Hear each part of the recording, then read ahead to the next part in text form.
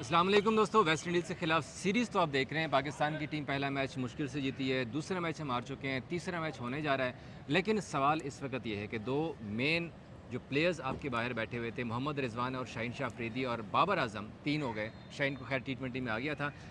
इनका फ्यूचर क्या होगा, आज हम इस सवाल की पर बात करेंगे, क्योंकि बाबर आजम के बारे में बड़ी सारी चहमगोइयाँ जारी हैं कि वो टी20 जो एशिया कप होने जा रहा है टी20 फॉर्मेट में, उसमें उनकी वापसी होगी, वो कमबैक करेंगे टी20 के अंदर, वो पाकिस्तान की स्क्वाड में शामिल होंगे।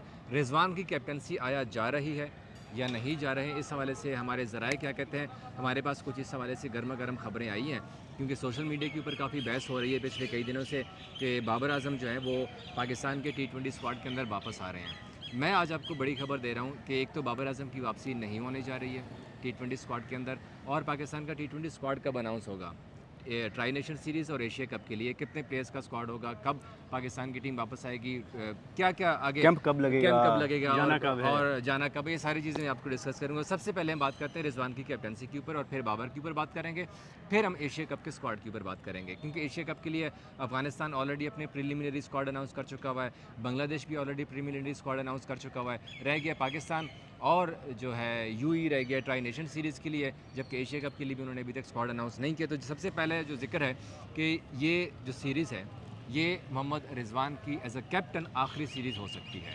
अगर आपको तीसरे वनडे मैच के अंदर शिकस्त होती है तो मोहम्मद रिजवान आपको as a captain Pakistan team को दोबारा लीड करते हुए नज़र नहीं आएंगे।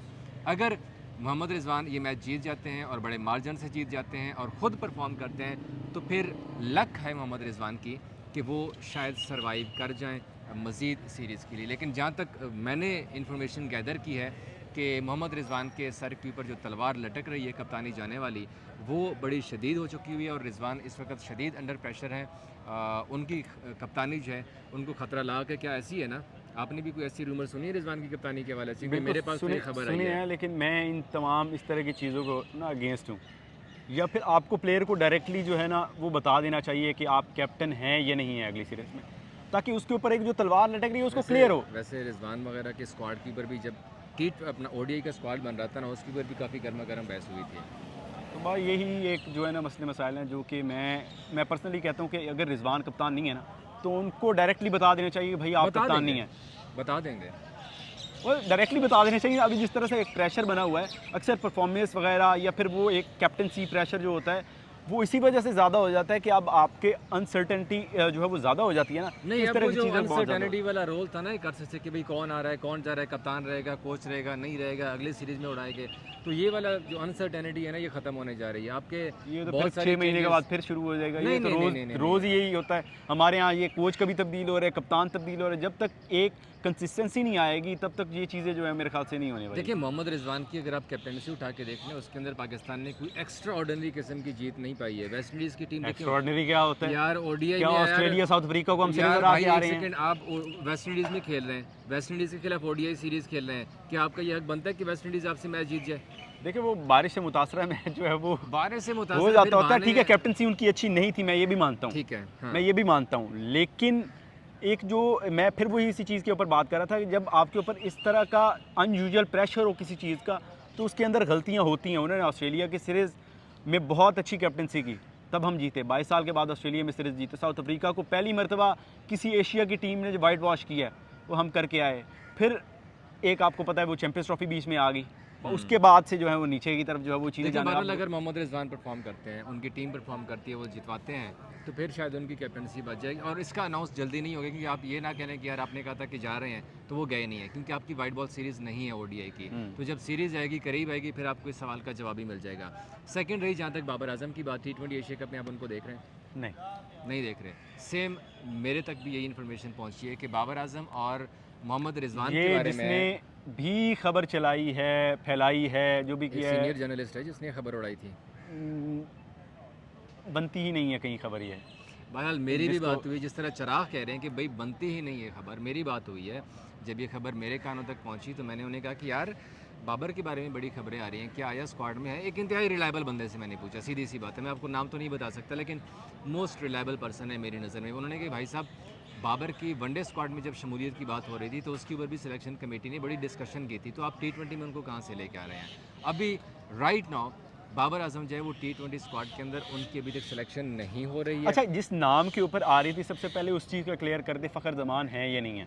हाँ, फ़खर ज़मान वो तो एशिया कप और ट्राई नेशन सीरीज़ है, उसके अंदर इंशाल्लाह क्योंकि फिटनेस के ऊपर उनकी काफ़ी ना, बात ना, है और नहीं। उन्हीं के नाम के ऊपर जो है वो ऐड किया जा रहा था कि फ़खर जमान की जगह बाबर को ऐड किया जा रहा है, तो इसलिए मैं कह रहा हूँ हाँ, ताकि वो पहले ही क्लियर हो जाए ना, हाँ, इसके हवाले से मैंने चीज़ ही खबर क्लियर भी है। दे दी थी कि फ़खर ज़मान हैमस्ट्रिंग इंजरी का शिकार हुए थे, वेस्ट इंडीज़ में वापस आए हैं, एनसी के अंदर रिहैब हो रहा मुसलसल है। प्रैक्टिस कर रहे हैं, उनका रिहैब चल रहा है। और अभी तक जो रिपोर्ट हमारे पास आई है वो बड़ी मुस्बत रिपोर्टें आई हैं कि फ़खर ज़मान जो है वो मुकम्मल फिटनेस हासिल कर लेंगे एशिया कप और ट्राई नेशन सीरीज़ से पहले। तो ट्राई नेशन सीरीज़ में फ़खर ज़मान आपको अफ़गानिस्तान के खिलाफ, यूएई के खिलाफ खेलते हुए नज़र भी आएंगे और एशिया कप के स्क्वाड का हिस्सा होंगे। अमूमन 15 रुकनी स्क्वाड अनाउंस किया जाता है, लेकिन ऐन मुमकिन है कि 16 रुकनी स्क्वाड जो है वो एशिया कप और ट्राई नेशन सीरीज़ के लिए पाकिस्तान की टीम अनाउंस करे। वेस्ट इंडीज़ के फ़ौरन बाद जब हम आखिरी मैच खेल लेंगे, तीसरा ओडीआई, टीम वापस आएगी यहाँ पर, खिलाड़ी सिर्फ एक का दिन आराम करेंगे, उसके बाद फिर से उनको गैदर किया जाएगा। चंद दिन का आराम करने के बाद एनसी आएंगे और यहाँ पर अगर मौसम अच्छा रहा तो फिर यहीं पर कैंप लगाएंगे, अदरवाइज़ कराची के अंदर जो है वो पाकिस्तान की टीम का जो कैंप है वो मुतवक्की है और वहाँ पर कैंप में जो है बाबर आजम और मोहम्मद रिजवान नहीं होंगे। अलबत्ता जो ये वाला स्क्वाड है, जो T20 स्क्वाड आप वेस्ट इंडीज़ में आपको नज़र आया है, ऑलमोस्ट वही है। सेम तकरीबन वही स्क्वाड होगा। एक आधी अलबत्ता तब्दीली मैक्सिमम एक होगी। प्लेयर का इजाफा होगा, 16 अगर सलमान होता है। मिर्ज़ा, सलमान मिर्ज़ा जो बांग्लादेश में अच्छा परफॉर्म बहुत करके अच्छा, आए हैं। बहुत अच्छा पाकिस्तान परफॉर्म किया शाइन्स था। के स्क्वाड का हिस्सा थे डार्विन के अंदर होने वाली जो सीरीज़ है। लेकिन जहाँ तक मुझे पता चला है कि मोहम्मद सलमान मिर्ज़ा, जिनको ड्रॉप किया गया पाकिस्तान शाइन्स से, उनको ऑस्ट्रेलिया नहीं भेजा गया। उनके और ना इसीलिए नहीं भेजने भेजा की गया। रीज़न यही थी रीज़न यही था। कि उनको ट्राई नेशन सीरीज़ में और 16वां एशिया प्लेयर कप के के तौर अंदर, पर हाँ, और मतलब आपके कहने का मतलब पॉसिबिलिटी है है शाहीन, हारिस और हसन अली का बैकअप जो है वो सलमान मिर्ज़ा होंगे होंगे बस स्क्वाड के साथ। हाँ, स्क्वाड के साथ होंगे। वो कुछ भी हो सकता है, फास्ट बॉलर्स है और किसी फास्ट को रेस्ट बॉलर्स करवाना वैसे भी पड़ सकता वल्नरेबल है होते हैं कुछ। इंजरीज हाँ के हवाले बिल्कुल, से। तो एग्जैक्टली। अगर ट्राई नेशन सीरीज़ के अंदर शायद सलमान मिर्ज़ा को ट्राई भी करवाया जाए, क्योंकि ट्राई नेशन सीरीज़ है एशिया कप से पहले। देखें, दो टीमें अफगानिस्तान और यूएई, सलमान मिर्ज़ा को चांस देने में कोई हर्ज नहीं है, शायद चांस दे भी दिया जाए, क्योंकि यूएई की कंडीशन है। अब पाकिस्तान की टीम शायद मेरा ख्याल है कोई 23 अगस्त तक, तकरीबन 23 या 24 अगस्त तक जो है ना वो यूएई जाएगी वहाँ पर, क्योंकि ऑलरेडी अफगानिस्तान की टीम वहाँ पर है। यूएई तो खैर उनका होम ग्राउंड है, तो वहाँ पर पाकिस्तान की टीम जाएगी पहले 3-4 दिन वहाँ पर। ये क्या चक्कर है? क्या हम दो होम टीम के अगेंस्ट सीरीज खेलने जा, थी हमारी सीरीज होम, लेकिन हम दो उनको अगली दे दिया। होम टीम के खिलाफ अच्छा खेलने जा रहे सवाल है, हैं। देखिए। यूएई भी एक मतलब यूएई तो ऑटोमेटिकली जो है उनका अपना देखिए मुल्क है। काफ़ी टफ होगा हमारे लिए, हाँ। क्योंकि अफगानिस्तान की टीम एक अरसे से अब वहाँ बैठी हुई है। आई थिंक पिछले हफ्ते अफगानिस्तान की टीम गई है दुबई, वहाँ पर उनका कैंप लगा हुआ है, ठीक है। यूएई तो खैर उनका ऑलरेडी होम ग्राउंड है।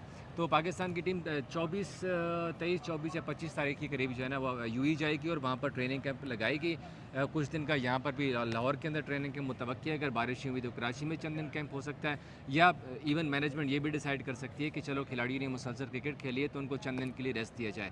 अगर रेस्ट नहीं देता है, क्योंकि मुसलसल आगे क्रिकेट ये भी हो आ सकता रही है थोड़ा जल्दी भेज के कैंप वहाँ पे लगा दिया जाए। हाँ, ये भी पॉसिबिलिटी हो सकती है पॉसिबिलिटी है कि थोड़ा सा अगर जल्दी मौसम जाके खास करके जो ज़्यादा यहाँ पाकिस्तान पर में होता कैंप है। लगना है वही कैंप जाके आप यूएई में भी लगा सकते हैं, तो ये भी ऑप्शन है। लेकिन इस हवाले से अभी तक जो स्क्वाड है उसके हवाले से जो वेस्ट इंडीज़ के खिलाफ पाकिस्तान टीम वापस आएगी, उसके बाद टीम मैनेजमेंट बैठेगी। इस हवाले से कैप्टन और सलमान अली आगा, माइक हसन बड़े क्लियर हैं, और इवन जो सिलेक्शन कमेटी है वो भी बड़े क्लियर हैं, किसको खिलाना है, किसको ड्रॉप करना है, अभी तक वो सारे क्लियर हैं। अलबत्ता एक आध चेंज जो मुतवक्की है वो मैंने आपको बता दिए कौन हो सकता है। बाबर वगैरह नहीं है इसके इस स्क्वाड में, नसीम भी नहीं है स्क्वाड में, हारिस रऊफ़ भी होंगे, हसन अली भी होंगे, शाहीन भी होंगे, सलमान मिर्ज़ा भी होंगे, नसीम शाह को नज़र नहीं आएंगे, सुफियान मुकीम भी होगा, नवाज़ भी होगा, शादाब खान अलबत्ता इस स्क्वाड में नहीं है क्योंकि उनकी सर्जरी हुई है राइट शोल्डर की, तो वो उससे अभी तक मुकम्मल रिकवर नहीं हुए हैं। जब तक वो रिकवर होते हैं उसके बाद फिर देखी जाएगी। T20 वर्ल्ड कप से पहले पाकिस्तान की सीरीज़ है उसमें उनका देखा जाएगा, फॉर्म वगैरह देखी जाएगी। लेकिन नवाज़ ने शादाब की कमी अब तक पूरी की है।